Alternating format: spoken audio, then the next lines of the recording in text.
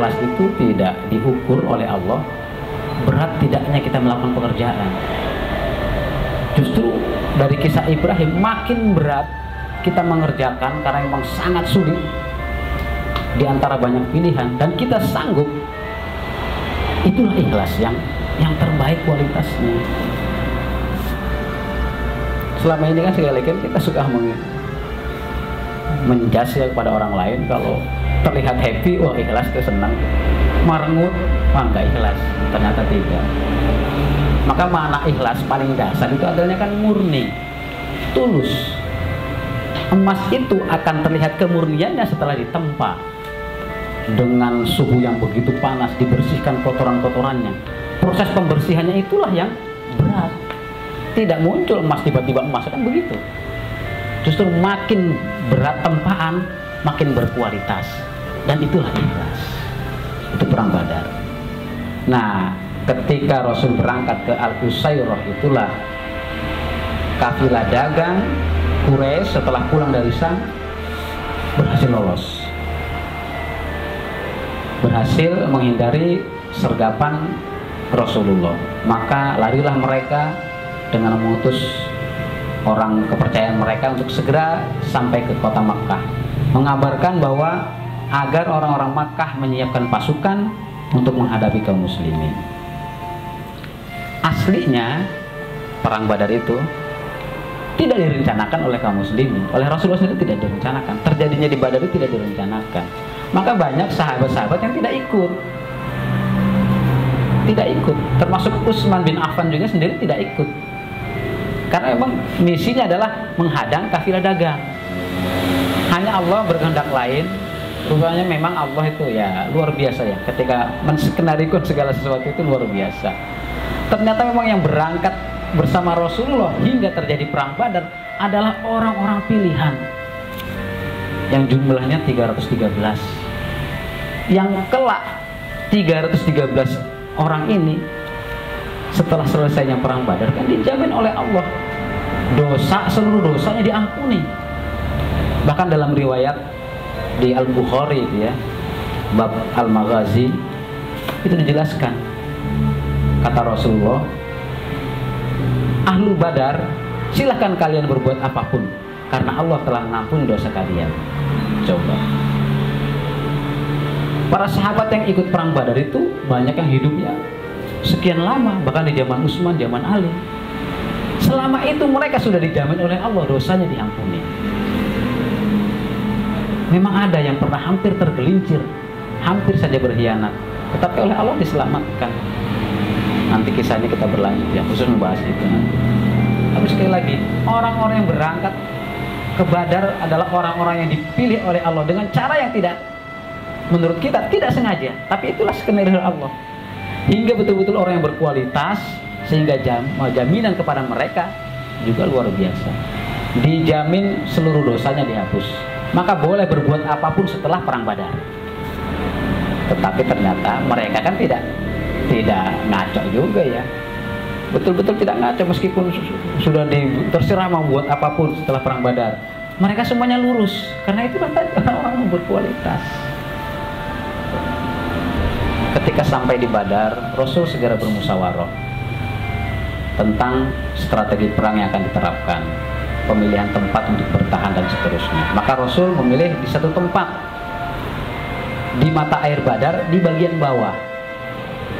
Maka salah seorang sahabat dari sahabat Ansor namanya Hubab bin Munzir Al-Ansori itu dengan lantang bertanya kepada Rasulullah, "Ya Rasulullah, apakah pemilihan tempat bertahan ini berdasarkan wahyu atau pilihanmu?" Kata Rasul, "Enggak, ini sih pilihan saya saja." Kata Hubab, "Demi Allah, jangan di sini ya Rasulullah. Kita mesti bertahan di sana, di mata air bagian atas. Karena kalau kita di bawah itu kan tergantung sekali dengan yang di atas. Maka kuasai atas." Kata Rasul, "Oh ya udah, oke, kita pindah." Coba, bukan berarti segala sesuatu yang keluar dari lisan Rasul itu sesuatu yang tidak tersanggah, bukan. Tetapi dalam hal-hal yang teknis ya, terutama kalau yang tentang akidah, tentang perjuangan Islam segala macam jelas. itu biasanya mutlak dari wahyu. Dari peristiwa ini saja Rasul sudah memberikan pelajaran dan pengajaran kepada para sahabat bahwa musyawarah adalah sesuatu yang sangat penting dalam hal apapun. Kemudian Rasul sendiri tidak pernah menutup, membatasi, bahkan apalagi ya pendapat dari manapun. Rasul bebas terbuka, siapapun yang berpendapat ditampung oleh Rasul. Silahkan, silahkan. Sementara kan kita zaman sekarang kalau mau musyawarah dipilih-pilih dulu orangnya. Kira-kira siapa ya yang pro saya, yang tidak diikutkan. Itu bukan musyawarah sungguh. Hanya sebuah apa ya namanya itu, gimmick. Nah, gimmick saja itu. Itu salah satu. Kemudian ada juga peristiwa ketika Rasul sedang berangkat menuju Badar. Kaum muslimin kan kendaraan untanya itu terbatas. Disimpulkan oleh ahli sejarah bahwa ketika berangkat ke Badar, satu unta itu untuk 3 orang, termasuk Rasul sendiri. Rasul itu bergantian dengan Ali bin Abi Thalib, dengan Abu Lubabah. Ketika Ali di atas kemudian turun, maka Abu Lubabah terus begitu. Nah, ketika Rasul di atas mestinya turun, kata Ali dan Abu Lubabah, ya Rasulullah, jangan turun, jatah saya untukmu. Kata Abu Lubabah. Ali juga begitu, jatah naikku untukmu ya Rasulullah. Sebagai bentuk penghormatan, seorang nabi, pemimpin tertinggi, komandan perang, diperlakukan begitu. Kalau sekarang kan wajar sekali ya, tapi justru Rasul tidak. Bahkan Rasul dengan sedikit bercanda kepada Ali, wahai Ali, kalau bahasa saya, emang tenaga kamu lebih kuat dari saya apa kan gitu. Saya tahulah tenagamu, maka jangan sok lah kalau begitu. Kalau giliran saya turun, ya turun. Apalagi kan saya juga bukan berarti tidak butuh amal seperti kalian. Saya juga butuh amal, butuh pahala. Maka jangan halangi saya untuk mendapatkan pahala itu dengan cara berjalan. Giliran saya turun, ya kamu naik saja. Barangkali slow aja sekarang itu. Nah, itu kan juga pelajaran luar biasa. Hal-hal yang mungkin dianggap remeh-temeh yang terjadi pada masa Rasulullah itu sekarang lupa, hilang dari radar kebanyakan kaum muslim, terutama umat Islam muslim. Hilang. Kalau sudah menjadi pemimpin, ya tahu sendirilah. Jalan tol aja betul-betul tidak ada mobil kan. Tingkat gubernur, bupati sekarang luar biasa. Rasul sendiri pemimpin tertinggi di dunia. Orang paling paling bersih di dunia. Ternyata begitu. Belum lagi kisah-kisah pada peperangan-peperangan yang lain luar biasa. Rasul tidak pernah ingin diistimewakan. Ketika akan ditebas oleh Muawid bin Afra-nya justru yang ditebas duluan pangkal lengannya oleh komandan pasukan pengawal Abu Jahal, yaitu anaknya Abu Jahal, Ikrimah, hingga tangannya nyaris terputus, tinggal menempel kulitnya saja. Tetapi bukan berarti surut Muawid bin Afra. Justru dengan begitu dia bersemangat. Pindahlah pedangnya ke tangan kiri. Dia cari pengikat, maka diikatkanlah tali tangannya ke badan agar tidak mengganggu pergerakan, karena masih menggantung. Setiap kali berperang, bergerak, akhirnya lepas ikatan, ikat lagi, lepas lagi, ikat lagi, lepas. Karena merasa terganggu, akhirnya ya jalan satu-satunya, tangannya harus dilepas.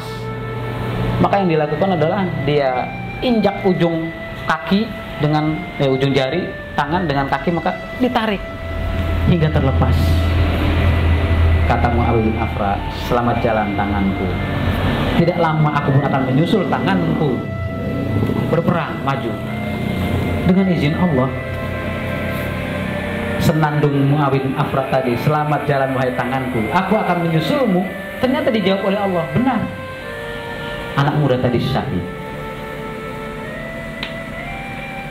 Nah terus sementara Abu Jahal berarti selamat, tetapi singkatnya Abu Jahal akhirnya juga dapat dibunuh oleh Abdullah bin Mas'ud dengan cara dipenggal kepalanya. Kemudian sebagai bukti bahwa dia sudah mati, dibawalah kepala itu menghadap Rasulullah. Ya Rasulullah, inilah kepala biang kerok selama ini. Kata Rasul, ya taruh di atas meja. Setiap manusia itu pasti akan mati. Kita yakin gak nih? Bagaimana yakinnya? Kita semua akan mati. Dan kematian tidak boleh diminta, karena pasti akan datang dengan cara kapan waktunya tidak tahu. Yang boleh diminta adalah caranya mati. Itu boleh meminta kepada Allah. Dan dalam lintasan sejarah Rasulullah, para sahabat, banyak sekali sahabat-sahabat yang meminta cara kematian dengan tulus, dan Allah kabulkan sama persis dengan apa yang dia minta. Nah, berarti kan sekarang kita sudah mulai bersiap-siap nih.